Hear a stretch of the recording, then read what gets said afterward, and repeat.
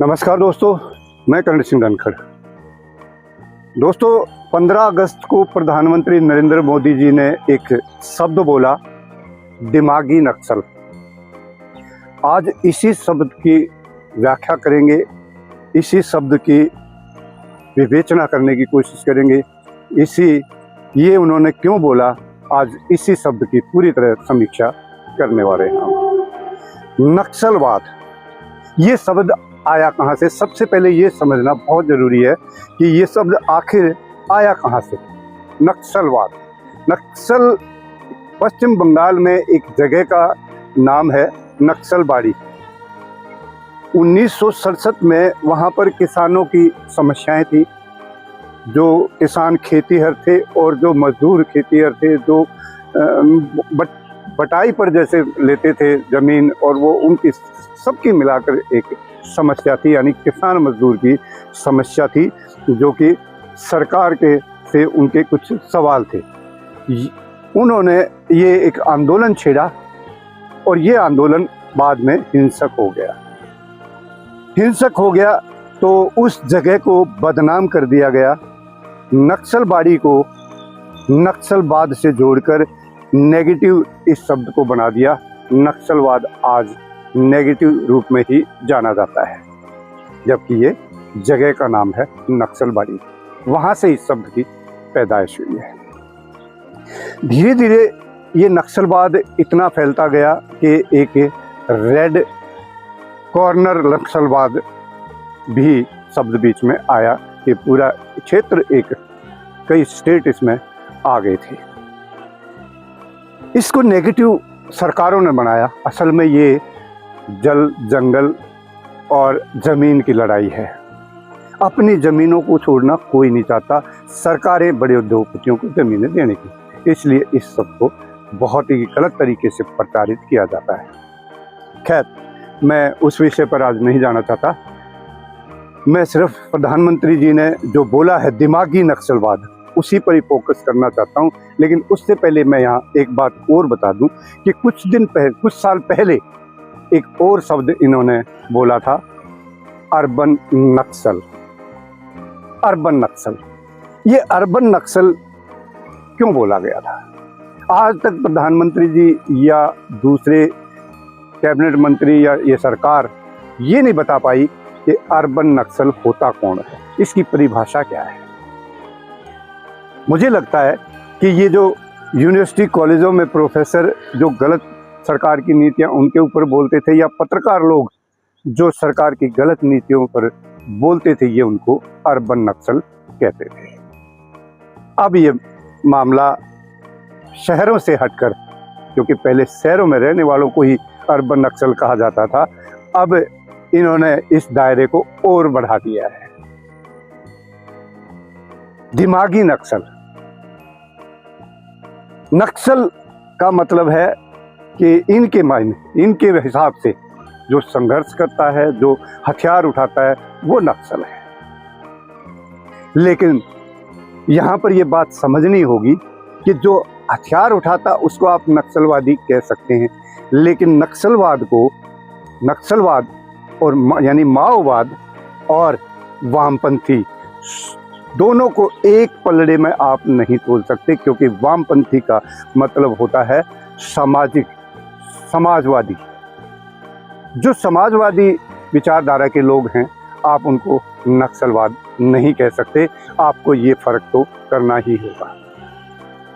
मैं ये नहीं कहता कि नक्सलवाद के खिलाफ लड़ाई नहीं लड़नी चाहिए। आप नक्सलवाद के खिलाफ लड़ाई लड़िए, लेकिन वामपंथ के खिलाफ आप लड़ाई नहीं लड़ सकते, क्योंकि ये लोकतंत्र का हिस्सा है। विचारों की अभिव्यक्ति, सरकार की नीतियों का विरोध करना वामपंथी है, माओवादी बिल्कुल नहीं, नक्सलवाद बिल्कुल नहीं है। अब आप किसको नक्सलवादी कह रहे हैं? ये कह के कि दिमागी नक्सलवाद अभी खत्म नहीं हुआ। हर साल आप वामपंथ इसको माओवादी नक्सलवाद को खत्म करने का दावा करते हैं, लेकिन मुझे लगता है कि साल दर साल आप इसको बढ़ावा दे रहे हैं, नक्सलवाद को आप बढ़ावा दे रहे हैं। जंतर मंतर पर जब युवा अगर इकट्ठे होते हैं, सरकार की नीतियों की आलोचना करते हैं, तो वो दिमागी नक्सल नहीं है श्रीमान जी, वो सरकार की नीतियों का विरोध है। इसको आप दिमागी नक्सल नहीं कह सकते। क्या गांव का हर युवा दिमागी नक्सल है? क्या शहरों में रहने वाला हर वो बुद्धिजीवी दिमागी नक्सल है? दोस्तों, ये भौतिक हमला है जनता के ऊपर, भौतिक हमला। इसको मैं भौतिक हमला कहूँगा, क्योंकि प्रधानमंत्री जी बोल देते हैं कुछ भी। मुझे नहीं पता कि ये अपनी मर्जी से बोलते हैं या इनके भाषण लिखने वाले इतने निम्न स्तर के हैं कि उनको इतनी सी बातों का भी भेद नहीं पता कि माओवाद में और वामपंथ में फर्क होता है, माओवाद में और राष्ट्रवाद में बहुत फर्क होता है।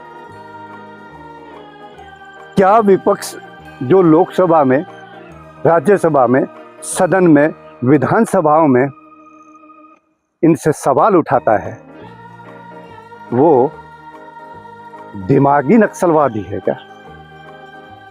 सोचना होगा ना।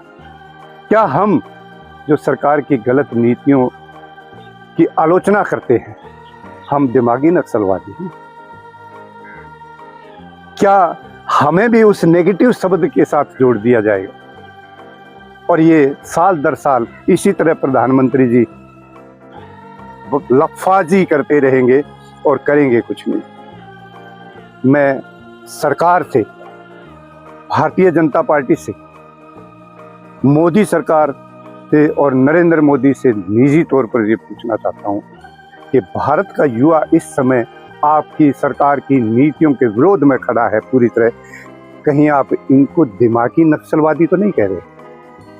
अगर आप ऐसा सोच रहे हैं, अगर आप कह रहे हैं इनको, तो आप बहुत ही गलत लाइन पर चल रहे हैं, क्योंकि ये राष्ट्रवादी हैं। जो बात राष्ट्र की बात करेगा, राष्ट्र में, देश में किस तरह से जो है विकसित देश हो, उस पर बात करेगा, जो शिक्षा की बात करेगा, जो स्वास्थ्य की बात करेगा, उसको आप दिमागी नक्सलवादी नहीं कह सकते।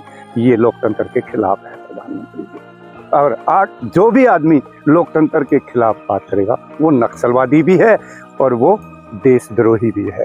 परिभाषाएं आपके लिए भी बहुत तैयार है। अगर आप इस तरह से इस देश की जनता पर हमला करेंगे तो सोच लीजिएगा आपके ऊपर भी हमला हो सकता है, और ये दिमागी लोग ही करेंगे जिनको आप दिमागी नक्सलवादी कहते हैं।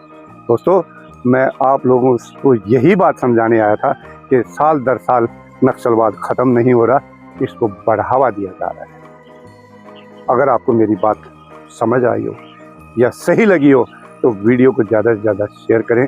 और एक बात मैं कहूँगा कि जब वीडियो को शेयर करें तो एक घंटीनुमा रहती है, उस आइकन को भी बजा दीजिएगा टन से, ताकि आपके पास ये नोटिफिकेशन पहुँचती रहे हमारी अगली वीडियो की। इसी के साथ ही मैं लूँगा आपसे इजाज़त। जय हिंद साथियों, जय भारत।